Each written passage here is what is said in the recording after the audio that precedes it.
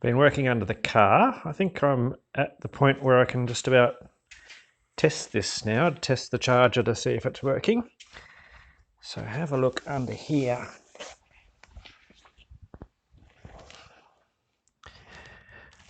So we have our charger, we have the EVCC in its box under there, and we have our rat's nest of wires into those DB9 connectors. Because they're solder connectors, I have to solder them under here, which is a bit of a pain.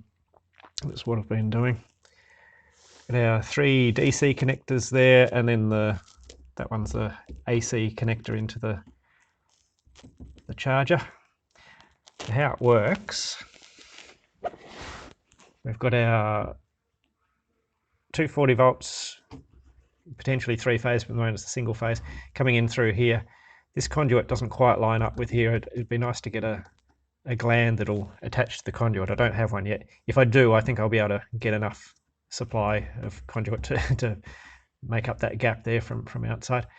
So it comes in here and it connects into the active, neutral and earth, which then goes out there, and so that's supplying the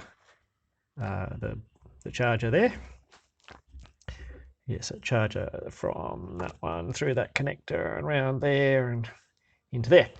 On the DC side, DC comes from this one here and in through out those 3 orange ones there and into these 3 connectors here. One of them at the moment is connected to this charger. There's a bit more to do under here, but at the moment I've got enough wired up that I think I can test it.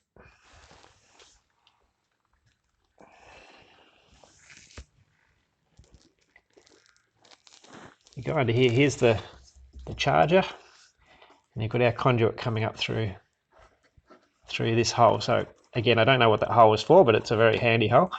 And that there would have been the bracket for the pipe from the fuel entry poured up here down underneath the fuel tank under there. And so that can go up there, and you can see the back of the type 2 socket there. So I'm ready to do some testing. I've got the laptop hooked up to the EVCC, so that'll test. That's the first thing I want to test is my connection through to the EVCC correct.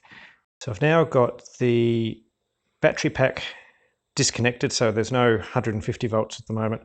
Car turned off, and I'm going to. I've done up my AC wiring. I've fixed that up, and so I'm going to plug in this EVSC, which is turned on, and show what happens. So we plug in here. Oh, now I've on the computer, it's come up when I turned on the power. It's come up there that the charge controller is going. So then we plug in here. Get a connection light as the red. The charging light is the green. I can hear the charger starting up now, so that's much better. If you go and look at the computer, then you can see there's lots of CAN bus signals going back and forth, and it's saying voltage error, not charging, which is great because there is a voltage error because it's not connected to the pack. Now notice this is still green here, and then it goes off. So if you plug in and see, you need to check back after a second to make sure that it is charging correctly. And then if we unplug, the connected light goes out. This is working well.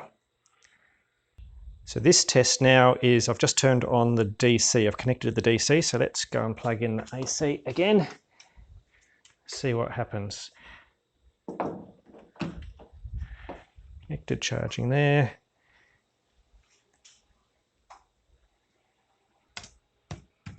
Trace off, and now trace charger.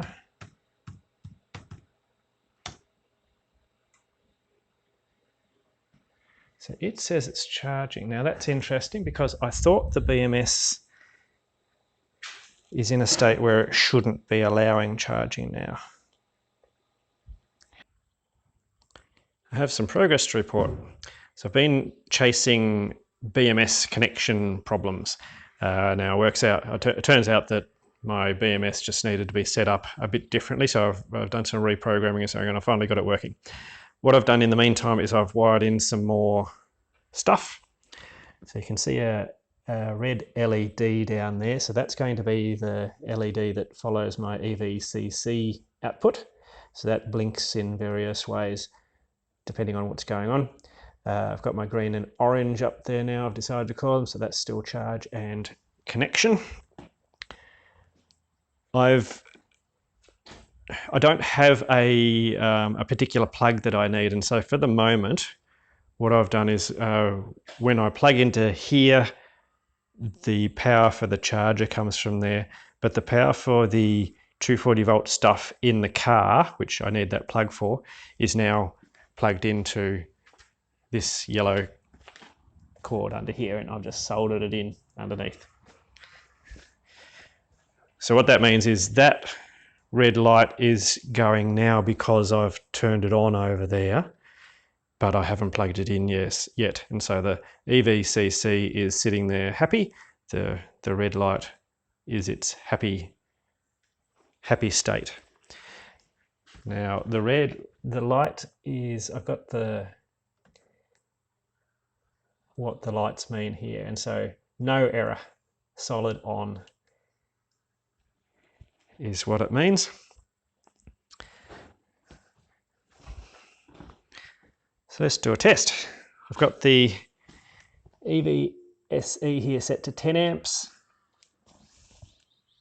and I will put the camera on the stand. So from here you should be able to see all of the lights.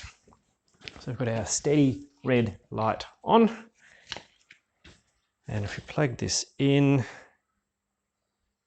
hang on, I'll set up the CuteCom as well so you can see what's going on over there. Okay, I think CuteCom should just let us know now what's going on. So if I plug this in, we've got the green light and the orange light, and the red light's now flashing. I can hear the charger fan starting up. Now that flashing red light there is so it's not the fast blink loop error one, it's the charging profile one. So this one down here is what it's doing, 1 blink a second. If it was doing a fast blink, that's an error, but the 1 blink a second means charging profile 1. So at the moment, the way I've got it setting up, it's solid on, and then when it's charging, then it's blinking just slowly. If you go back and look at what the EVCC is telling us, and what happened was we got a connected state. We were connected, and then the state went from drive into warm-up, then from warm-up into EVSC wait. We got something back from the charger there, it says not charging. And then we went from wait into charge, so we asked the charger to start charging, and away it goes. So it's starting, the amps go higher and higher and higher.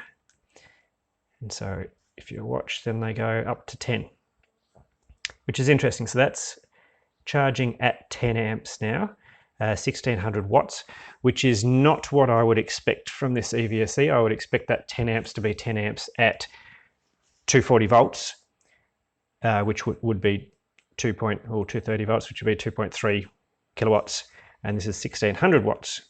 So there's something interesting going on there. I might have to do some research on what exactly, how that works. Okay, if we go back down to what it's doing right now, where did we go? Then it's still charging along, and we're up to 50 watt hours at the moment.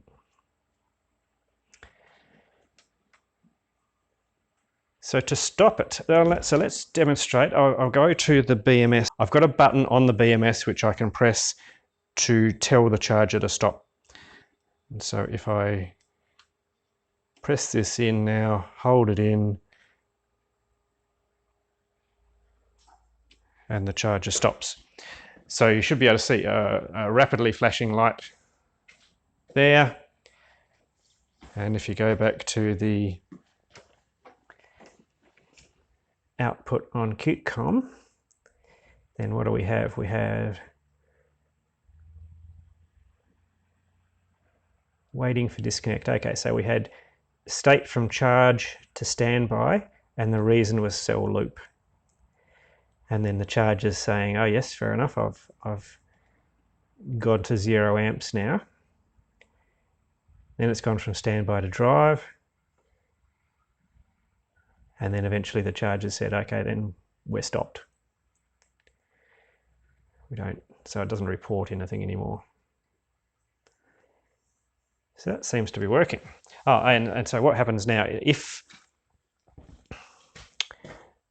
yeah, so that light's flashing there. So if you came in this situation and saw, oh, I'm not charging, what's that flashing light mean?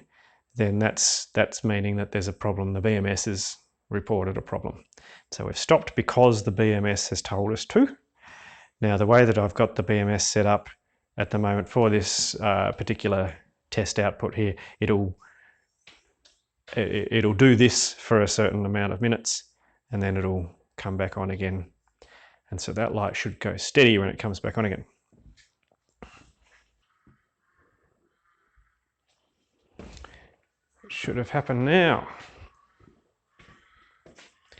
There, so steady again, but you'll notice it hasn't started charging, and on the screen there's no state change or anything like that, so it won't restart itself. What you need to do is unplug it and plug it back in again.